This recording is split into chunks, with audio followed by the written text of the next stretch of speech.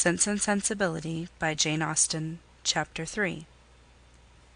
Mrs. Dashwood remained at Norland several months, not from any disinclination to move when the sight of every well-known spot ceased to raise the violent emotion which it produced for a while; for when her spirits began to revive, and her mind became capable of some other exertion than that of heightening its affliction by melancholy remembrances, she was impatient to be gone, and indefatigable in her inquiries for a suitable dwelling in the neighbourhood of Norland; for to remove far from that beloved spot was impossible. But she could hear of no situation that at once answered her notions of comfort and ease, and suited the prudence of her eldest daughter, whose steadier judgment rejected several houses as too large for their income, which her mother would have approved. Mrs. Dashwood had been informed by her husband of the solemn promise on the part of his son in their favour, which gave comfort to his last earthly reflections. She doubted the sincerity of this assurance no more than he had doubted it himself, and she thought of it for her daughter's sake with satisfaction, though as for herself she was persuaded that a much smaller provision than £7,000 would support her in affluence. For their brother's sake too, for the sake of her own heart, she rejoiced; and she reproached herself for being unjust to his merit before, in believing him incapable of generosity. His attentive behaviour to herself and his sisters convinced her that their welfare was dear to him, and, for a long time, she firmly relied on the liberality of his intentions. The contempt which she had very early in their acquaintance felt for her daughter-in-law was very much increased by the farther knowledge of her character, which half a year's residence in her family afforded; and perhaps in spite of every consideration of politeness or maternal affection on the side of the former, the two ladies might have found it impossible to have lived together so long, had not a particular circumstance occurred to give still greater eligibility, according to the opinions of Mrs. Dashwood, to her daughter's continuance at Norland. This circumstance was a growing attachment between her eldest girl and the brother of Mrs. John Dashwood, a gentlemanlike and pleasing young man, who was introduced to their acquaintance soon after his sister's establishment at Norland, and who had since spent the greatest part of his time there. Some mothers might have encouraged the intimacy from motives of interest, for Edward Ferrars was the eldest son of a man who had died very rich; and some might have repressed it from motives of prudence, for, except a trifling sum, the whole of his fortune depended on the will of his mother. But Mrs. Dashwood was alike uninfluenced by either consideration.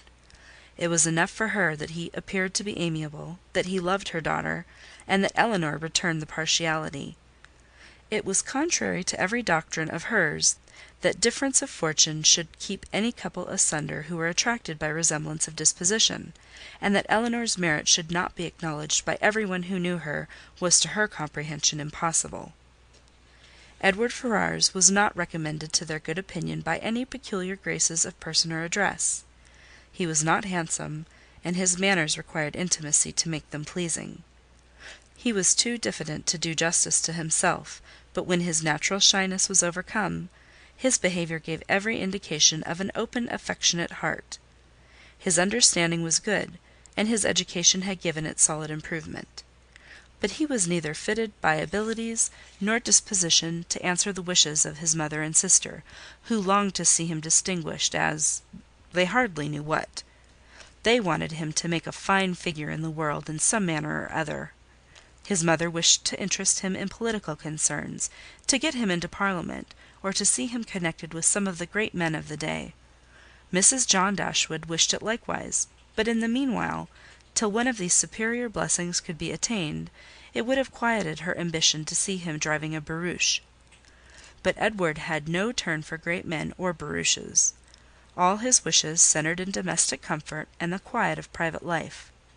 Fortunately, he had a younger brother who was more promising.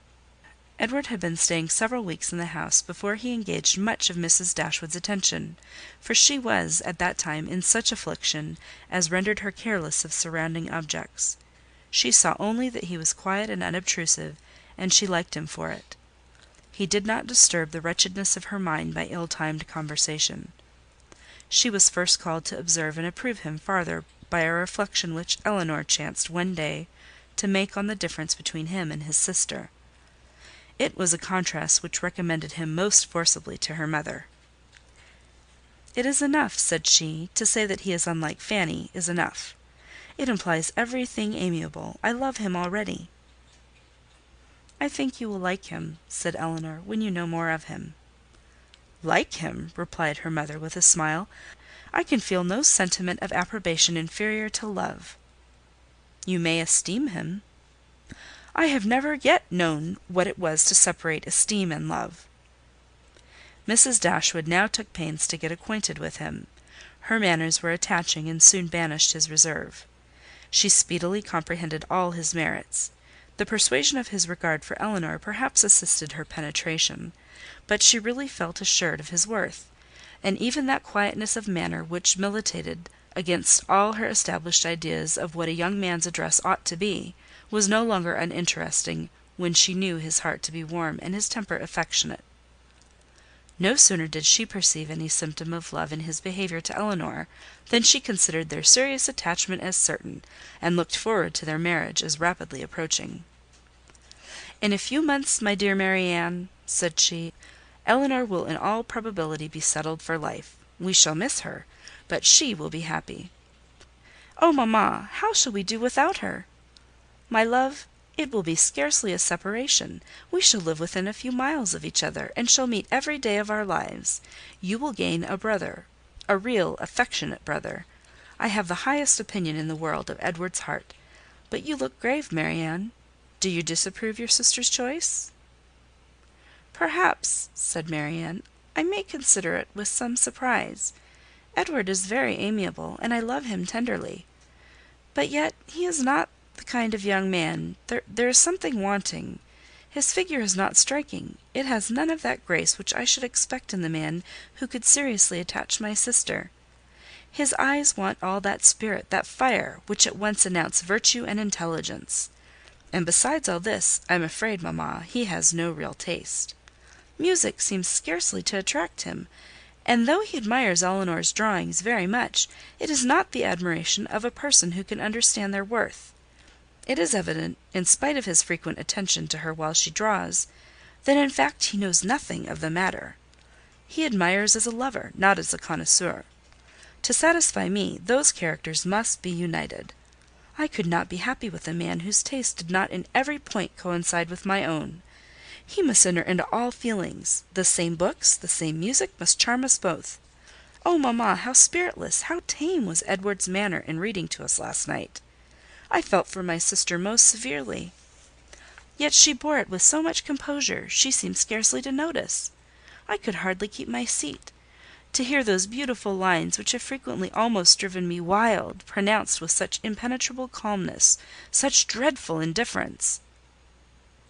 He would certainly have done more justice to simple and elegant prose. I thought so at the time, but you would give him Cowper. "Nay, mamma, if he is not to be animated by Cowper, but we must allow for difference of taste. Elinor has not my feelings, and therefore she may overlook it, and be happy with him. But it would have broke my heart, had I loved him, to hear him read with so little sensibility. Mamma, the more I know of the world, the more am I convinced that I shall never see a man whom I can really love. I require so much. He must have all Edward's virtues, and his person and manners must ornament his goodness with every possible charm. Remember, my love, that you are not 17. It is yet too early in life to despair of such an happiness. Why should you be less fortunate than your mother? In one circumstance only, Marianne, may your destiny be different from hers." Chapter 3